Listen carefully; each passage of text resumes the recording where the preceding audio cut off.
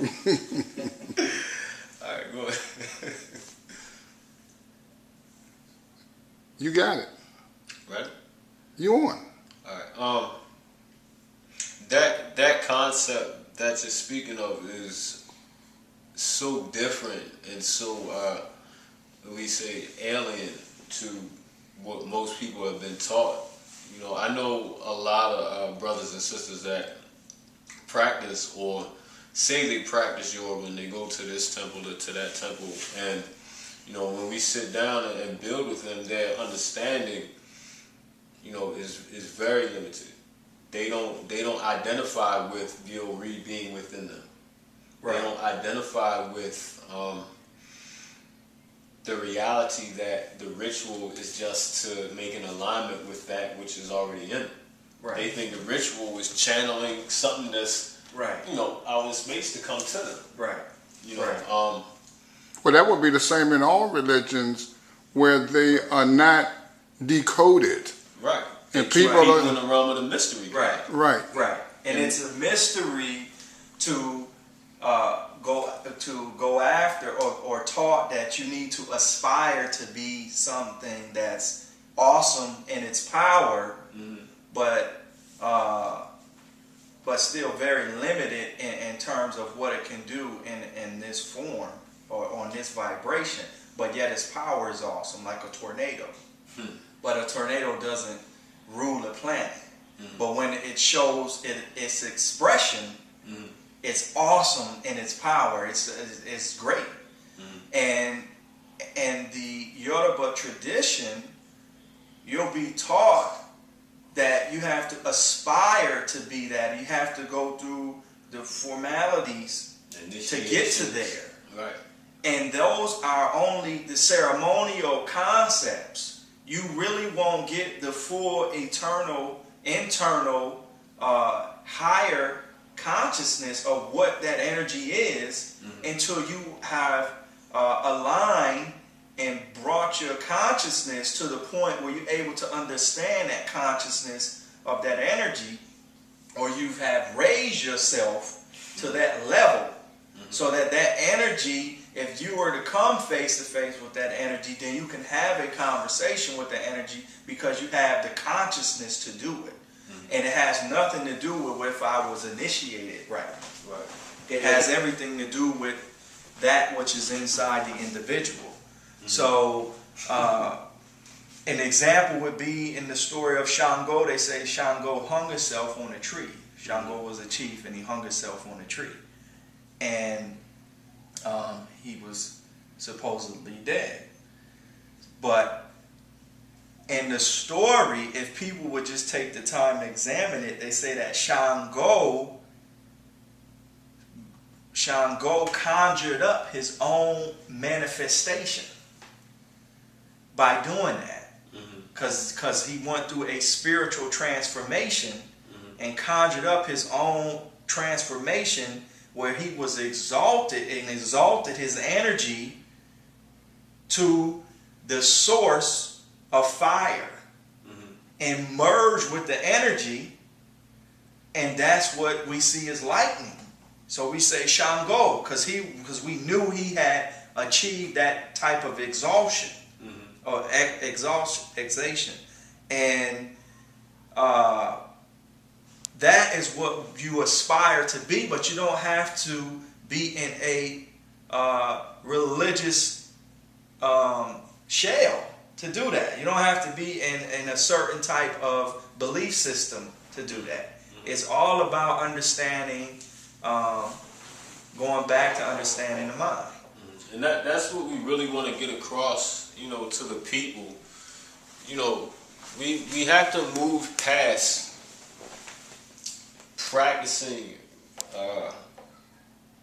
rituals through blind faith. We really want to express that we're supposed to be moving into understanding the science of the ritual, the science of spiritual practices and what's going on. Like Oladari just broke down, you know, Shango hanging himself on the tree. You know, those who have done some work already know that anytime we're dealing with a death, it's the death of a particular level of consciousness.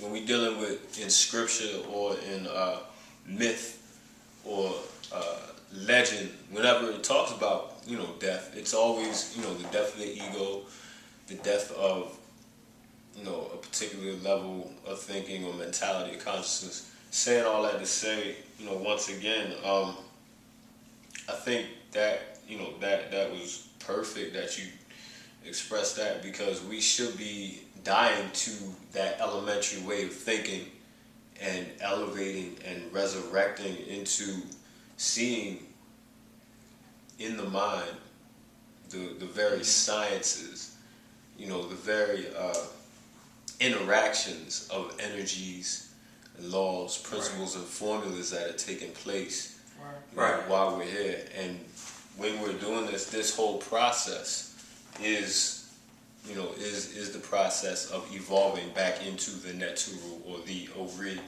or into the Godhead. Because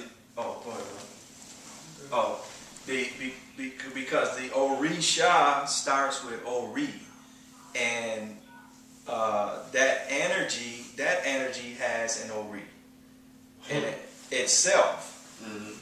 And the way that the system is set up, like any culture, they have the basis for how they tell the stories, because a lot of our tradition was we would tell stories to be able to pass the knowledge down to generations. And in every Orisha, if you get into the science of it, you find out they say Ogun is the spirit of iron. But Ogun is really not the spirit of iron. It was the blacksmiths and the tool makers who praised the spirit of iron.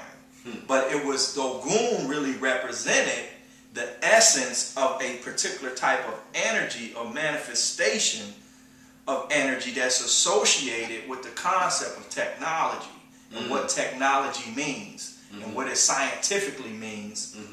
When you bring it into a physical manifestation, when it was in a stage of thought, and then it's manifested itself into a particular form and is brought forth, and that would be the will itself. Whereas Shango is fire, or Shango is not even fire; it's the spirit of lightning. But really, fire is the source of lightning. But fire represents passion, and it represents courage. Activation, initiation. Right. Vitality and virility.